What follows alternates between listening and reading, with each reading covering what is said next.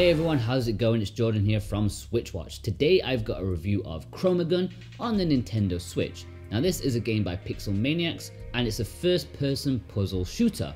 Very similar to another game of the same genre. I'm sure you'll guess what game that is. But is it any good? Is it worth your hard-earned cash? Well, let's find out.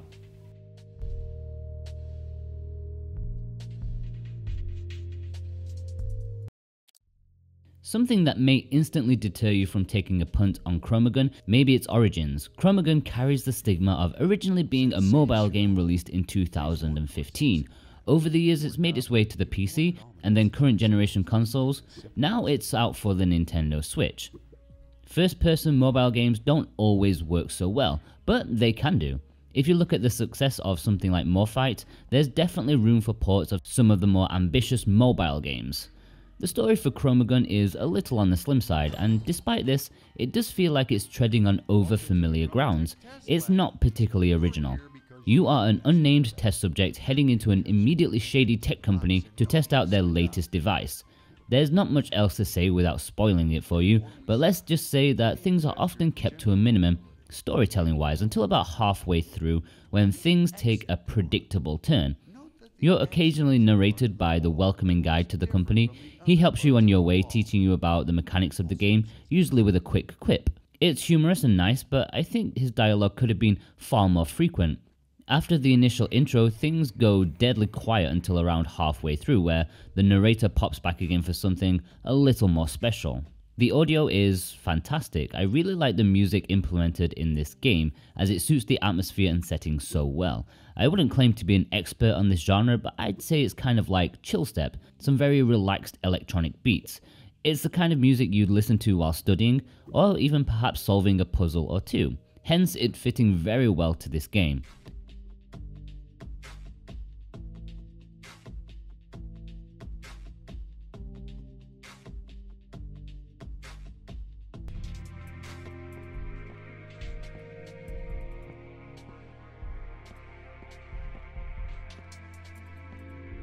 It's a surprising highlight of ChromaGun, even if there's not too much variety overall. The sound effects are slightly different though. There aren't many, but shooting the paint in particular is rather feeble. There's not a lot of oomph to the sound design, outside of the music. The sound design is rather on the minimalistic side and doesn't scream quality.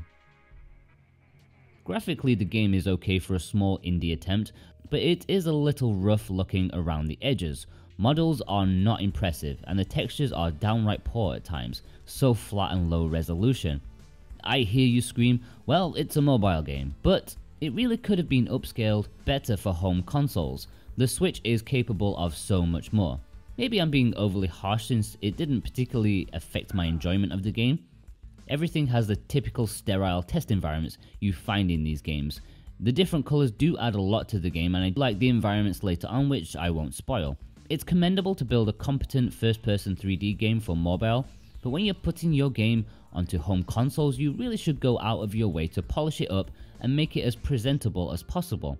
So in that regard, the visual presentation is quite a disappointment.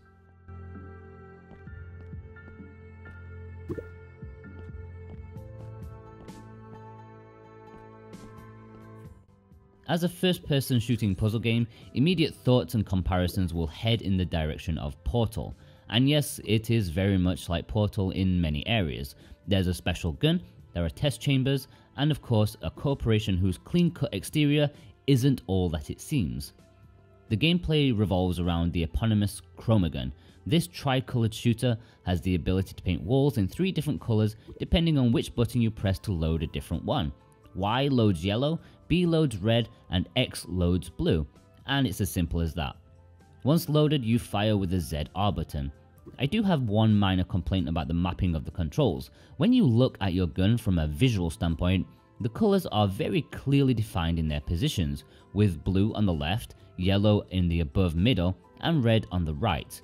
You would think that you would map the button controls to how it looks, right? Red should have been A, yellow should have been X, and the blue should have been Y. It just makes sense. As it is, they visually don't match up with the inputs, and so many times when my immediate reaction was to switch to a colour where it looked like it should be mapped to, I ended up making a mistake. I did eventually get used to it, but it feels like a missed opportunity to allow the gamer and the game to be connected in a more subconscious way. Maybe that's just my brain not being able to cope, and it's possibly it won't bother you guys as much as it did me. Going back to the colours, as you may expect, you can mix colours together to create even more colours.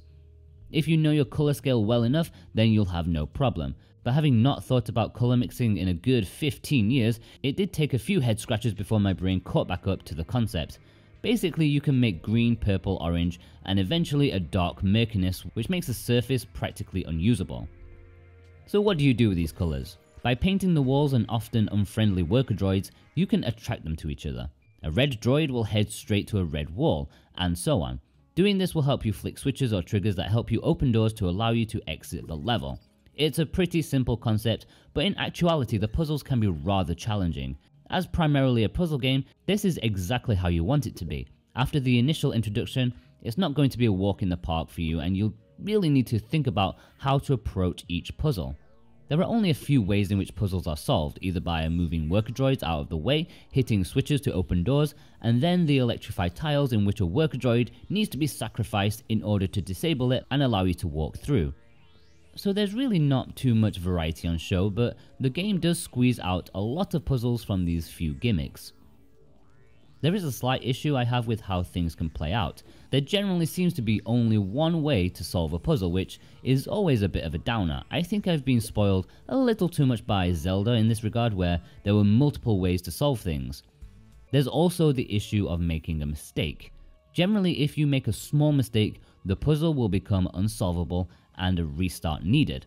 Puzzles and rooms are kept fairly short, however, so it's not actually a huge deal, and restarting is usually quick enough. If you think about all those incredibly difficult platformers that are a dime a dozen these days, you die so many times and respawn instantly. This is just a version of that really. Not ideal and can be annoying at times, but it's acceptable due to all the moving parts required for these puzzles and just how the game is genuinely constructed.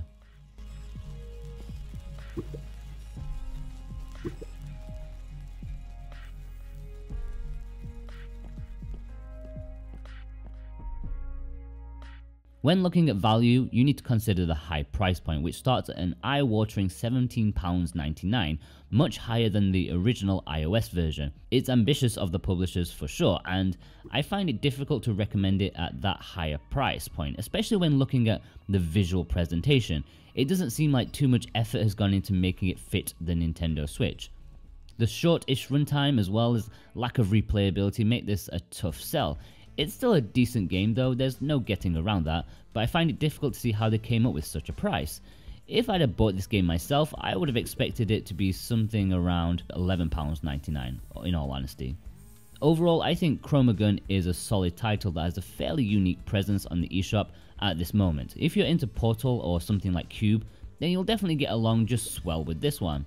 It's a simple concept that does make you think, and it's satisfying solving the sometimes difficult puzzles.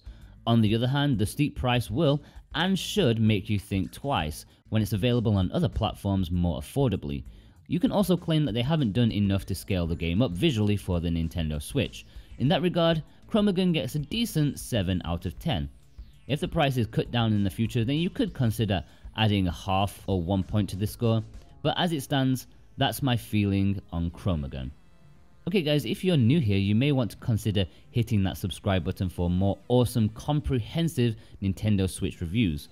If you're a regular Switch watcher, then of course do us a favor and smash that like button and share on your social media of choice. We really appreciate you watching, it means a lot to us. Let us know what you guys think of ChromaGun. Is the price okay? Did you play on other consoles? Leave a comment below, we'll definitely respond as we love a good chat. See you next time guys, take care.